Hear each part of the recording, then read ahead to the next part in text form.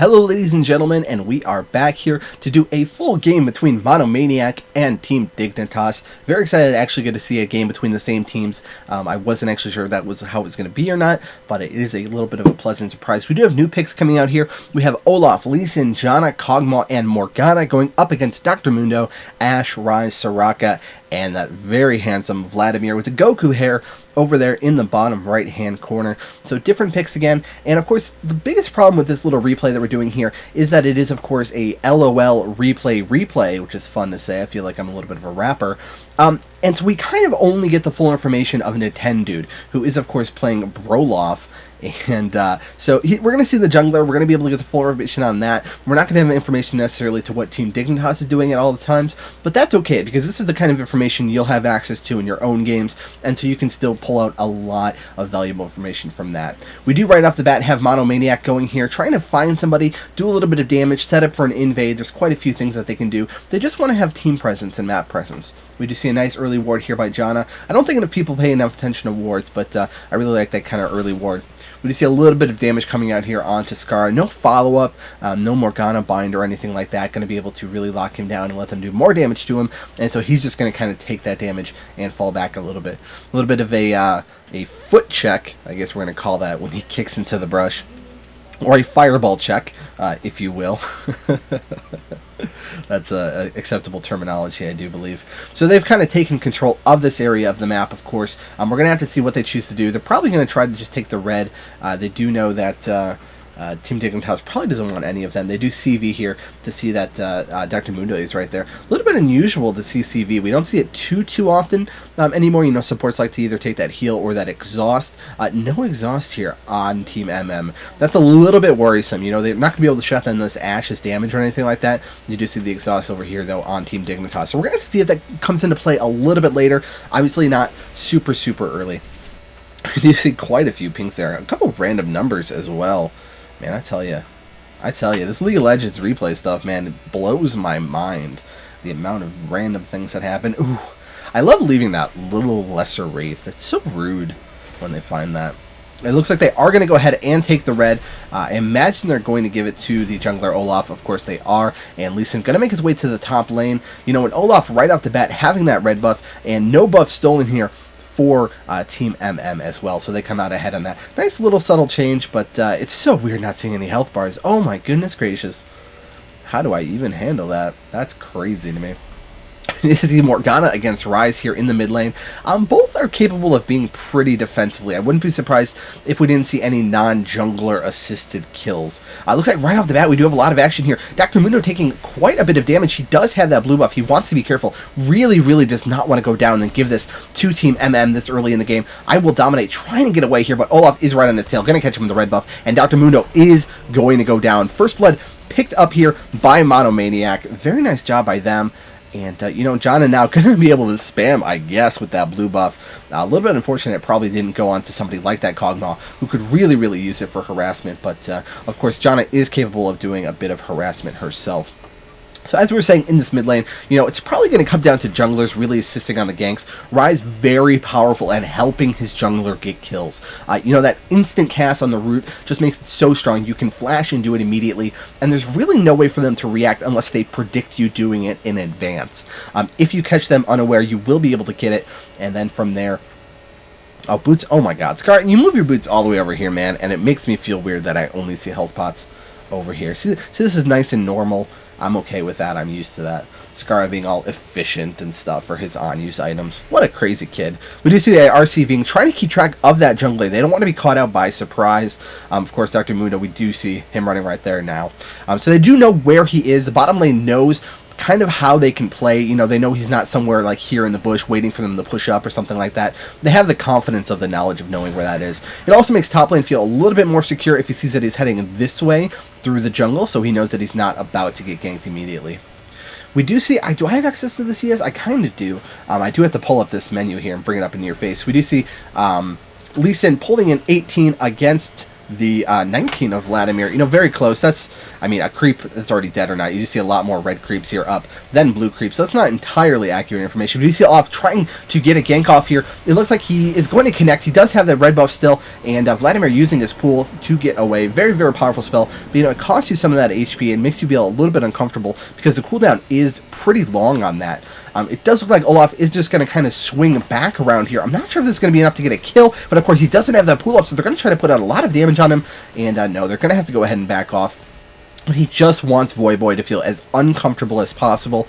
That's just kind of what you have to do on an early jungler, you know? Voyboy has no way of knowing if Olaf is still there or not. Every time he goes into this bush, there's a little bit of uncertainty as to whether or not he's going to actually leave. It does look like we have Morgana coming up here as well. Ooh, he does manage to pull the binding. That would have been almost certainly a kill on Vladimir if he didn't actually hit that pool. But now Rise has this time advantage where he's getting a little bit of free farm, and it's very, very good for him.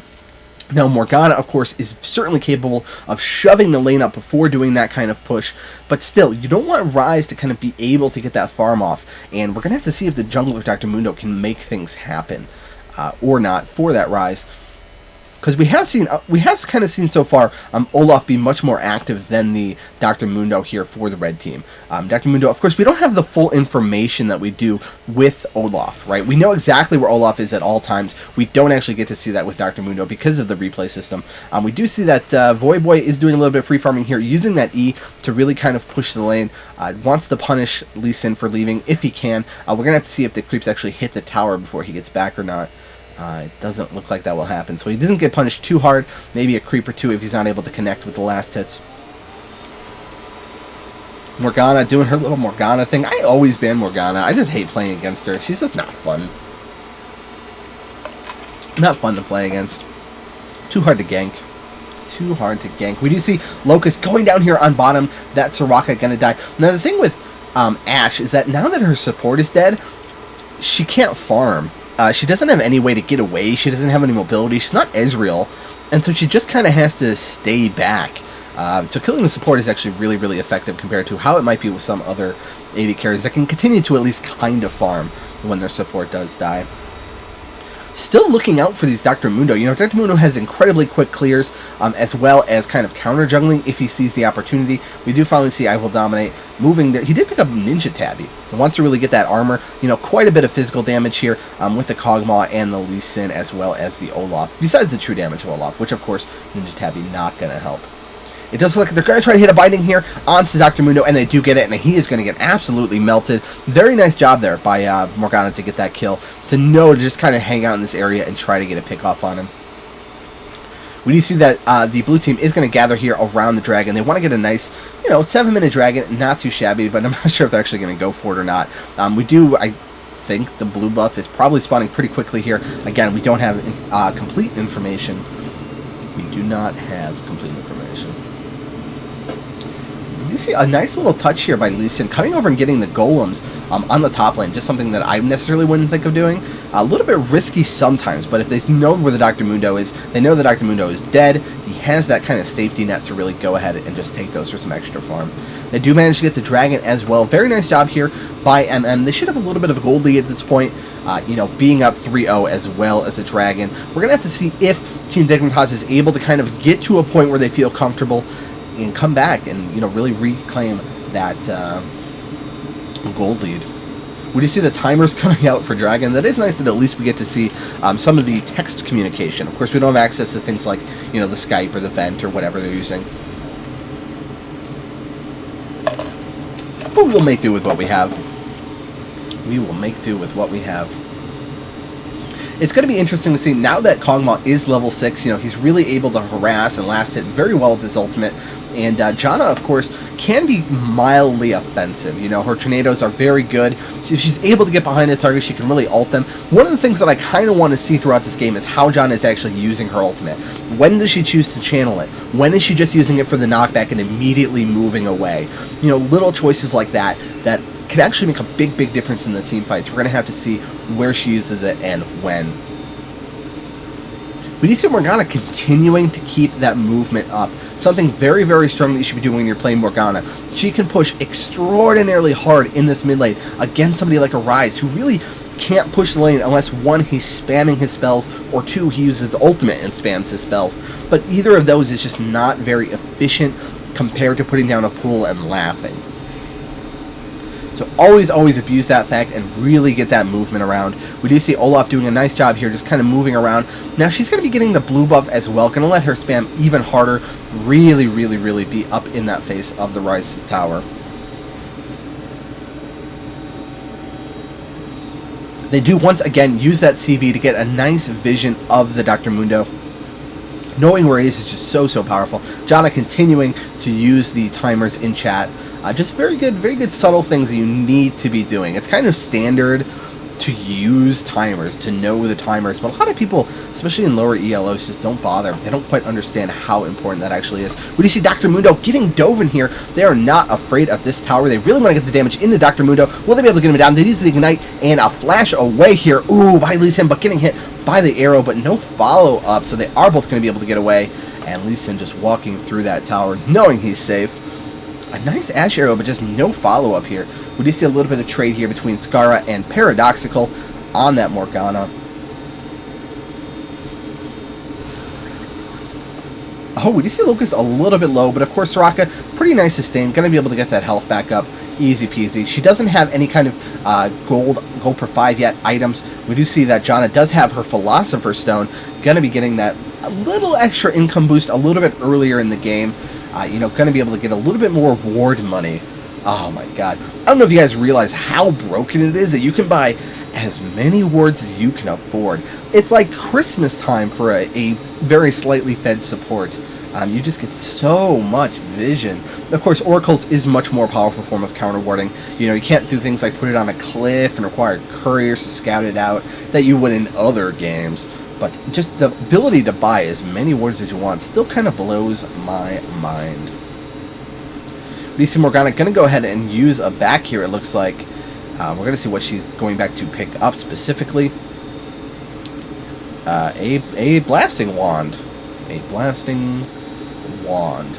Might actually be going for the death cap first. A lot of times you see Morganas really go ahead and just rush the hourglass. They really want to get in the middle of things. They want to press R, then they want to use the hourglass, and they want to stun everything. Paradoxical probably just favors the higher AP. You know, he really wants to be able to do more damage. He's confident in his positioning, confident in his team's ability to kind of keep him alive. You know, wise use of that black shield. Going to be able to get the ultimate off anyway. We see the continued dance here between Voyboy and Lee Sin. We do see a 69 creep score to the 79 creep score. So Vlad just a little bit ahead, as well as he does have more creeps up here to clear. So slightly more of a lead than you might expect. We do see continued attempts at harassment. We do have an Olaf hiding here in the bush. No vision here. Well, actually, we don't know if there's vision here for Team Dignitas because we can't see if they ward unless they counter ward. But I suspect not. They do seem to be playing, you know, well, now obviously they see him. Obviously, the sparkles of vision, the glistening. You don't get that glitter out for like a week after she hits you with that. It's such a pain in the ass. We do see Olaf. I like that we can see where he's actually moving, though. We can see exactly where it looks like he's going to be trying to go. Doesn't see an opportunity to gank here. He knows Morgana. Just kind of wants to continue to shove the lane, shove the lane, shove the lane. It's pretty suspicious if you just kind of stop pushing out of Morgana. If that ever happens to you and she stops pushing, red lights everywhere. We do see a lot of action here. Not a lot of action here. Potential action here as Morgana comes up to the top lane. Wants to try to get a gank here on Vlad. Ooh, does not hit the binding. Voyboy doing a nice job of getting as out of range as possible. I do believe he saw just a flash of Morgana when she poked up in this area right here.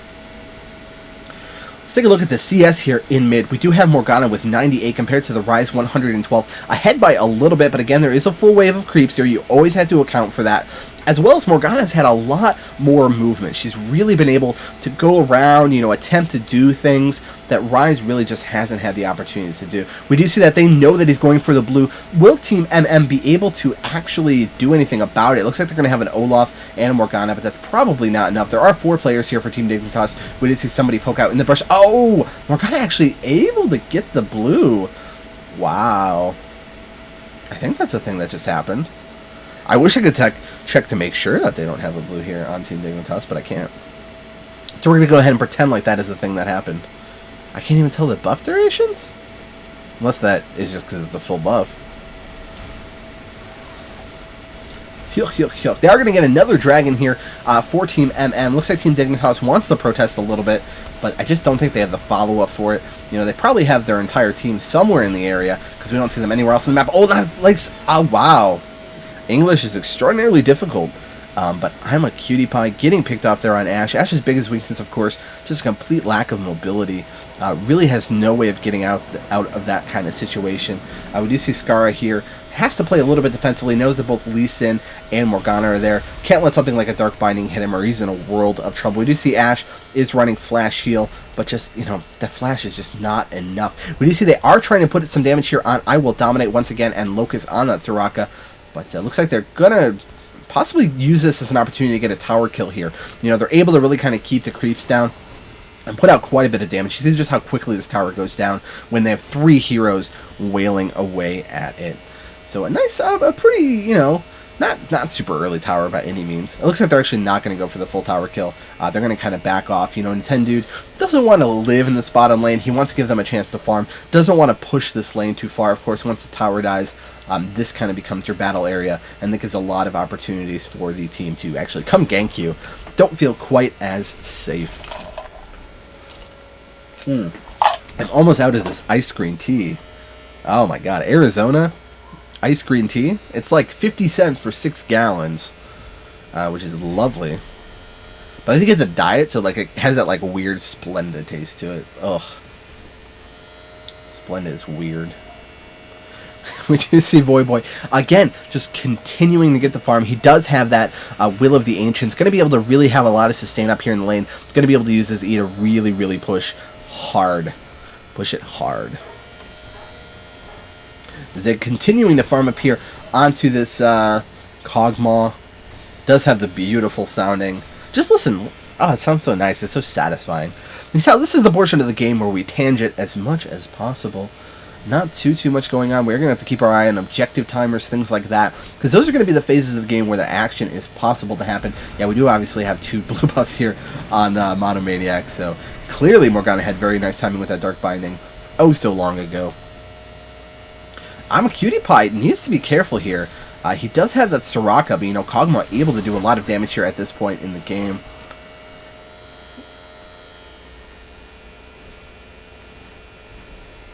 Do you see Lee Sin and Olaf? They're really surrounding Skara here. He's not going to have any way of getting away. Does he have his flash up? He does, but it's probably just not... Oh my god, might be enough. No, it's... Yeah, I have no decision making at all here. It does look like he is going to go down to the Ignite, but it does look like they are going to at least trade, get that Lee Sin kill. Oh, and Paradoxical here. Going to be able to get killed. Not the best trade in the world. You know, you don't want to give the 2 kills. They want to kill Skara. Very, very important to keep that rise down. You don't want to just farm into the late game, but, you know, a 2-for-1 like that, very, very painful. We do see Olaf is sitting at 2-0-4, though. He's doing a very nice job here for Team Monomaniac. Voyboy's finally moving around a little bit. Just kind of wants to be in the area so he can help support his team. He doesn't want them to feel too behind. They are down 6-2. They are down quite a bit of gold, you know, having missed out on those dragon kills. But not an insurmountable lead by any means. We do see I'm a cutie pie continuing to farm. Does have the triples Doran's build. Of course, that is... Was that nerfed by the time IPL 4 was going on? Or does LOL Replay show me the current stats as opposed to the stats of the replay? I don't know the answer to those questions. Those are certainly questions, though. Bringing the big insight.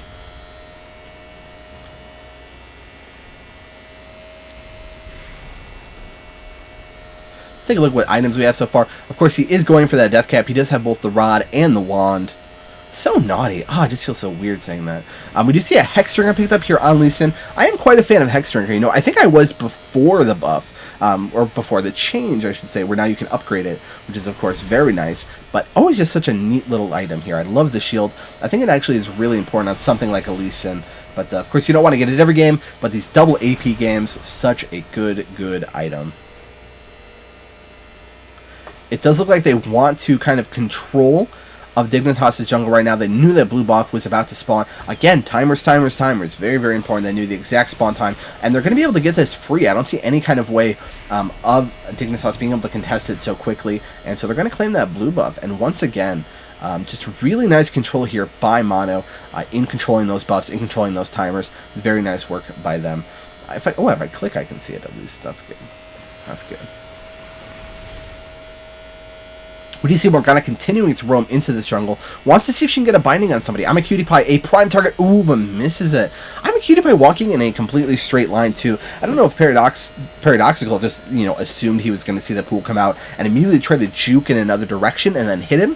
I'm going to guess that was his plan there, but it just didn't happen. I'm a Cutie Pie just kind of running in a straight line.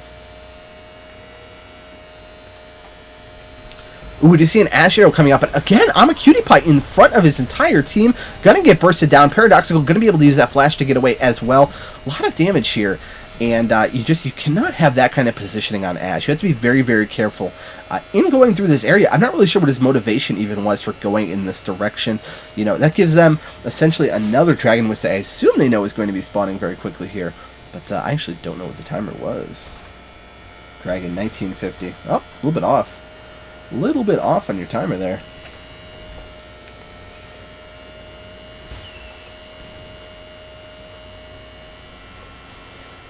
Once again, we kind of see this positioning where Dignitas wants to pressure against something like this dragon objective, but do they actually have the power to go in here? Looks like they're going to give it a shot. I will dominate, trying to get the pick off there, and I don't even know who got that. That's absurd. It's absurd to me. I can't tell. I saw a bunch of numbers fly up on the screen, but they were white and weird.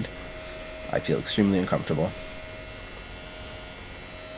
Odysseus Skara has picked up a chain vest as well as mercury treads. It wants to be really, really bulky. We do see the tier as well as the catalyst on him.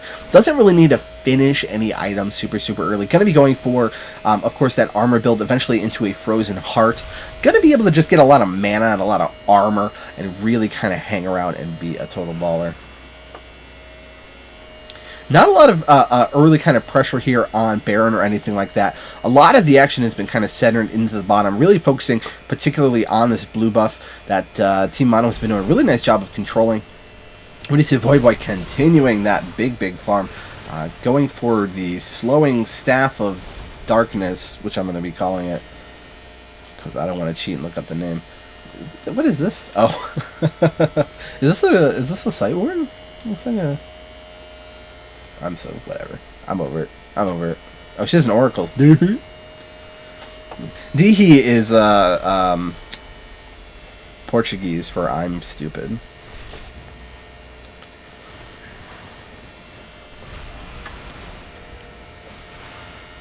We do see Morgana as well as Janna doing a little bit of roaming here. Again, Morgana doing a really nice job of kind of being that gank initiator. Dark Binding so powerful at locking people down and letting you get that burst off. Voyboy in a dangerous position here. Gonna get caught by both of those spells as well, but he is going to use his pool there to try to get away. Uses his ultimate as well. He knows... I thought he had a team in the area. Oh, he does. Of course, we don't have that information once again, but we do see Scarlet doing a lot of damage here right away to Pixie on that John, and we did see her just, once again, very quickly press her ultimate and then run away, just trying to use it as an escape mechanism.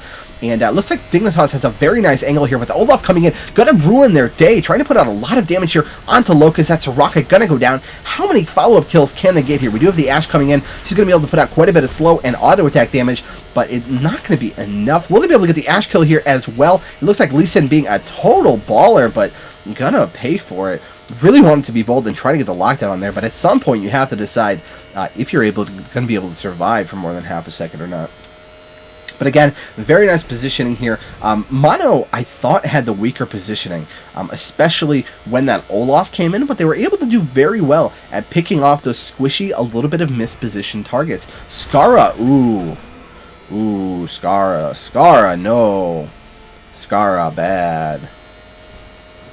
That death is, of course, very, very painful here for Team Dignitas. And once again, we see... Team Mono doing a very nice job of taking that early advantage, but actually capitalizing on it. You see how they're doing a lot of movement. They're doing a lot of map control. They want to continue to be the people that are dictating the pace of the game. They want to be the people that Dignitas is reacting to, and Morgana has been a lot of the reason why that is the case.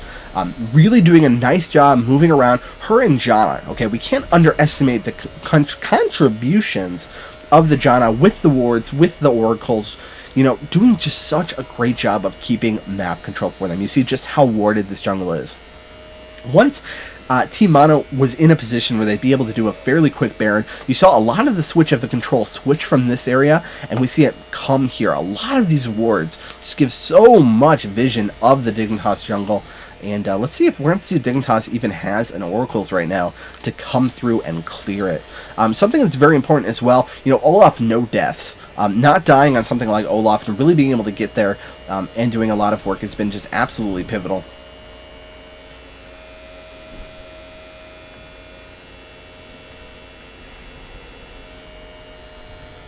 We do see that he did get that pick up that Aegis, going to make his team even more powerful in team fights. I really do like that item. It's something that I've been underutilizing, and I need to find more situations to pick it up.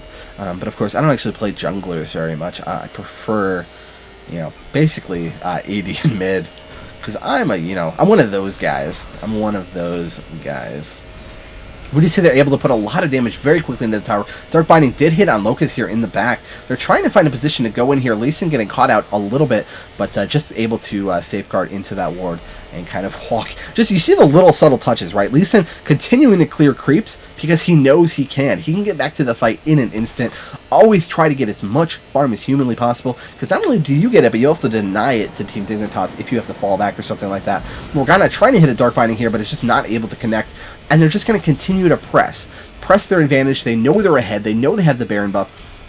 And so they want to capitalize on it as much as possible. Just not able to put a lot of damage here. We did see that Ryze actually used his ultimate, so it's going to be down for a little bit. I wouldn't be surprised if we did see Team MM kind of hang around and try to pick somebody off. But it looks like they are going to go ahead and try to take this tower right here. Again, they're staying as a team. They know they have a huge advantage. They want to press the advantage. And that's why I'm usually in favor of team comps that are able to build a very quick early advantage and press it as much as possible. Even if you sacrifice a little bit of late game, I just think it's so worth it. But you know, with something like a Kog'Maw, you're not sacrificing very much late game, which is just part of the reason why it's so strong.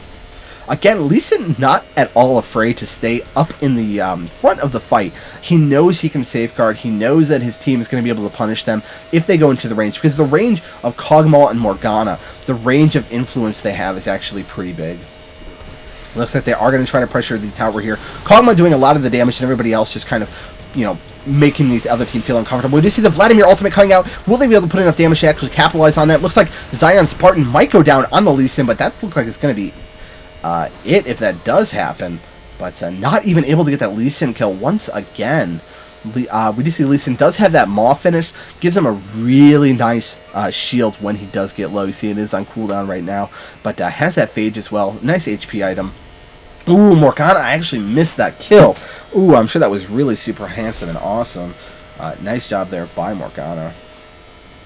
So kind of what we just seen here, again, is a lot of early movement here by Team Mono was able to work out very well for them. The movement from Morgana, the movement from Olaf, really just a lot of the pressure. Olaf did a lot of pressuring early that made Team Dignitas feel very uncomfortable. It looks like they're going to go do the dragon. They just kind of want to continue. Again, objectives, movements, moving around together, pressing the advantage. They don't want to give Team Dignitas any kind of chance to catch up, even if it's a small thing. You know, at this point, they're probably quite a bit ahead in gold, but they don't want to risk it. They want to take this win, and they're okay with doing it with mass recalls. That's actually kind of pretty. Oh, I feel like I'm watching a sci-fi movie. Oh, hi, shop. So it looks like at this point, it might just kind of be Mono just has to not mess up. And we say the word mess because we're being a little bit PG-13 today. I know what you're thinking.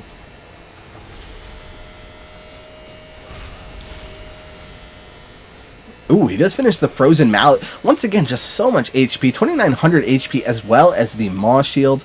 Really, really, really going to be difficult to kill for the double AP team. You know, it's just hard for them to kill at this point.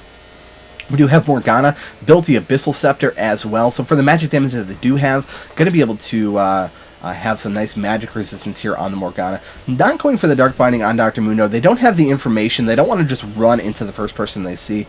But it looks like they are kind of closing the noose here a little bit. They want to go for this tower if they can, but they also want to control this jungle. They don't want to give them an easy path to actually defend the tower.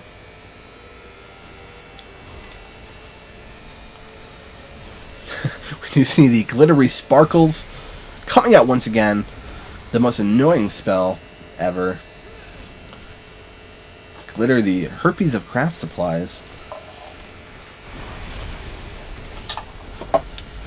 A little bit of poking action coming out here. You know, Karma always gives your team decent poke. You know, just kind of able to use those R's. A little pokey poke. We're just going to keep saying the word poke until the game actually decides to end. You know, at this point, it's just so hard with a carry like Ashe, who just get hit by the Dark Binding and the... Oh, man. Absolutely going to get taken out. A very nice Vlad ultimate once again, but they don't have the follow-up damage. You know, the boost of the damage is still just not enough. Ryze doing absolutely devastating AoE damage, but not enough to secure the kills, and that is what absolutely counts at this point in the game. You know, getting people low is just not enough at this point. You have to secure those kills. Pick off 1 or 2 people, and then press your advantage, and it's just not happening. Even with very, very nice ultimates. Bible Skara, as well as... who is actually playing that Vladimir? Voyboy, of course. It looks like this is going to be the final team fight here. If MM is able to press a big advantage here, they will be able to secure this inhibitor as well as the mid tower if they so choose. But it looks like they are going to have to actually back off here. Voyboy trying to chase, but he's just going to get dark bound to the ground. And MM Monomaniac is going to be able to fall down with 0 casualties. We do see only 3 kills here for Team Dignitas. You know, they had a really nice initiation strategy here with the Ashe, with the Dr. Mundo being able to go in there and do a lot of AoE damage with that Vladimir, with that Ryze. But it just hasn't come together. They didn't have the early advantage enough to be able to press into those team fights.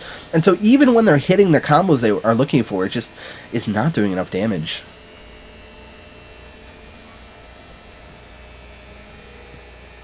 Baron is back up, and I guess kind of the last hope here for Team Dignitas is going to be sniping this Baron, or, you know, really punishing them for attempting it. They're going to have to make something happen here. If this Baron falls once again, it should almost certainly be the end for Dignitas Gaming. Morgana once again going for a blind shot there, blind hook, so to speak.